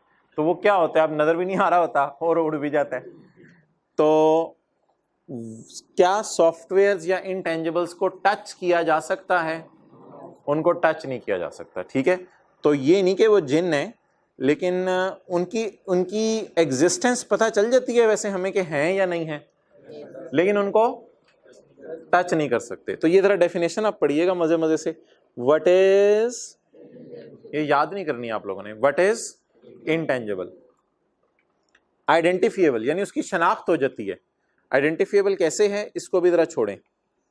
Identifiable and without physical substance. Physical substance का मतलब बताएं कि विदाउट फिजिकल सब्सटेंस है, फिजिकली एग्जिस्ट नहीं करता, उसका कोई जिस्म नहीं है, ये समझ लें, उसका कोई जिस्म नहीं है।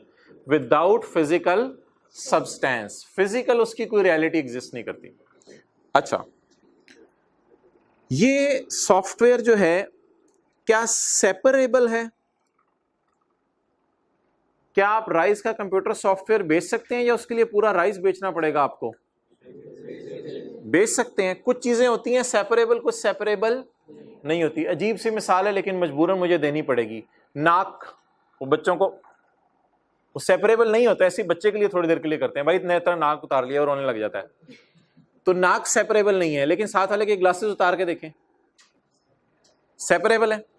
अच्छा, आप बता दें जो इंटेंजिबल्स हैं, किसी कोई कॉलेज वाले कहते हैं कि यार हमारे पास फीस का सॉफ्टवेयर है, क्या वो किसी और कॉलेज को हम बेच सकते हैं? बेच दें, कोई मसला नहीं, आप अपना सॉफ्टवेयर बनाए, बना के बेचें, क्या मतलब, कोई मसला ही नहीं इसमें, आप बेच सकते हैं। तो याद रखिएगा इंटेंजिबल्स आपसे सेपरेट हो सकते हैं। क्या पूरी ऑर्गेनाइजेशन बेचनी पड़ेगी आपको, या फिर आप अपने सॉफ्टवेयर अलग से बेच सकते हैं? अलग से बेच सकते हैं। सेपरेबल का क्या मतलब है? आपसे ऑर्गेनाइजेशन से इंटेंजिबल जुदा हो सकते हैं। हाँ, जैसे ऑर्गेनाइजेशन से एसी जुदा हो सकता है, क्यों नहीं हो सकता, उतार के बेच दें। इसी तरह ऑर्गेनाइजेशन से बोले सॉफ्टवेयर्स भी जुदा हो सकते हैं। तो याद रखिएगा ये जो इंटेंजिबल्स हैं नॉन सेपरेबल नहीं है, ये सेपरेट है। तो लिख लें, सॉफ्टवेयर बेचा जा सकता है, इट मीन सेपरेबल बस। अच्छा, कुछ चीजें ऐसी होती हैं जिनके बेचने वगैरह पे ना रिस्ट्रिक्शन होती है हुकूमत की तरफ से, और वो इंटेंजिबल्स होते हैं। अब उनकी मिसाल क्या है? Legal right, fishing right. Do you know about anything about मच्छी? मच्छी निकालना सुने? तो अगर आपको हुकूमत इजाजत दे दे कि आप रावी पे जाके, खत्म हो गई है वहां, क्या कर लें फिर? चनाब कर लें।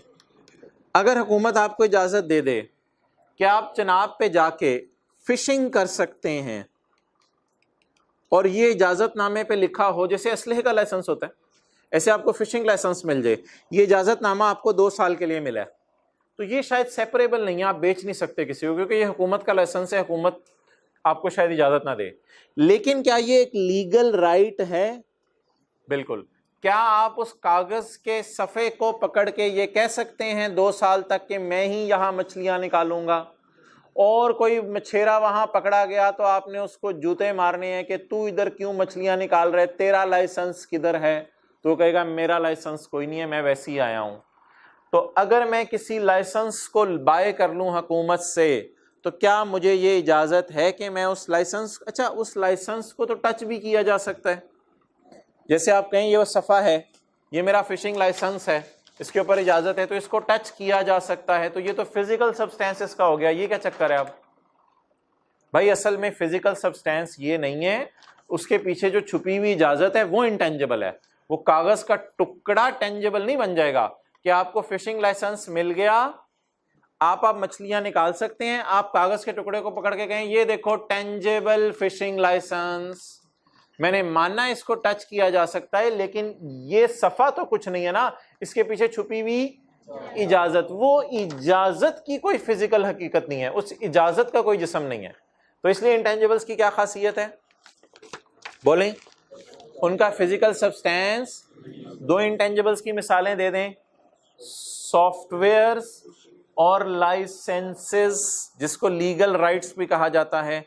ठीक है, तो इंटेंजिबल की शनाख्त कैसे हो सकती है?